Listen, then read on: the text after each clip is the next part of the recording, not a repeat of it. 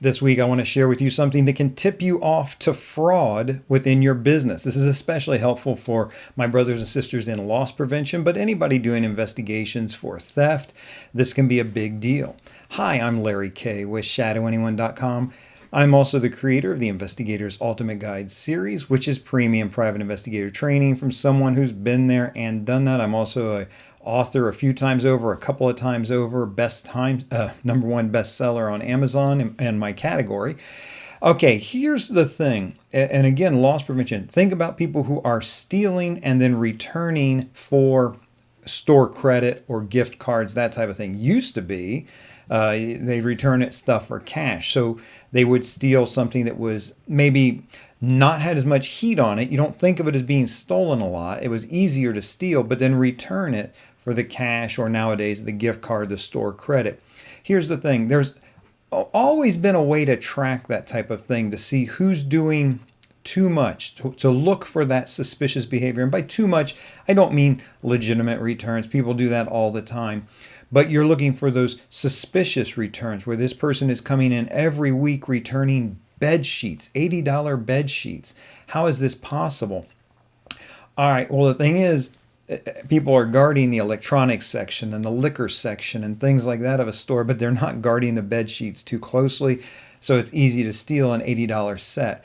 Now, on the street, that's not going to get you a whole bunch, but if you can turn that back into store credit, so you get the returns over and over, and when you see these suspicious returns, every place has a way to track this and look for that suspicious behavior. But now here's the tip. Think about how you're tracking. What's that key element you're using to keep track of those suspicious returns?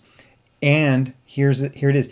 Is it something that can change over time or intentionally be changed? So now, obviously, if you're using a person's social security number, that stays the same for the whole time. Can a bad guy fake his number, use a bogus one? Yeah, he can. And so you have to be careful of that. But we're not usually grabbing, in the retail world, they're not grabbing that unique personal identifier like that. That people would just bristle too much at that. They'll collect everything else about you. They'll have you put their shopping app on your phone and follow you all around the city, see where you sleep at night. Not that they really care about that. They invade your privacy like crazy, but they don't want to seem like it. So, for example, something that can be used that seems pretty innocuous, pretty harmless, is a driver's license number or a state ID number. Now, that can be very handy because that's not going to change very often, right? About every 4 years as you get a new license, you get a new number. Tracking someone, a bad guy, for 4 years, they're not going to be able to get away with that much fraudulent returns over a 4-year period. You're going to catch that. Here's the tricky thing. Again, watch, can they change that number somehow? And here's what I used to see, and I know this can still go on in some places. If a driver's license or a state ID is reported as lost, then a new one is issued, but it gets a new ID number, right? And I have seen organized retail crime do this a lot, where they just keep reporting a driver's license lost. They get a new one, and they've got a new fresh ID, and they can go again. It's not like just from one store. They're a dozen stores or more they can exploit until they start getting picked up on, and then they can report the license stolen or lost again. All right, how do you protect yourself from this? I mean, the key is look and figure out, can this number be changed, and is there an indicator that it's been changed? For me, I used to see on driver's license all the time, if I would look, and I tried so hard to train the cashiers for this, that there was a classification on there. If it was a duplicate license, there would be a letter on there. So you could see whether it was the original issued, if it was a renewal, or if it was a replacement license. So looking at that kind of thing can give you a clue as to if the number or item you're using to track fraud is changeable.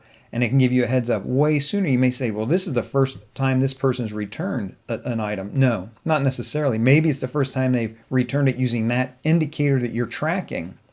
But look more closely. Has that indicator been changed? I hope this is helpful to you. This is one of those things where we can all learn from each other. If you have any tips or tricks in order to spot this type of fraudulent returns, please feel free to share them. In the meantime, this is Larry Kaye with shadowanyone.com. Remember, do the right thing even if it's the hard thing.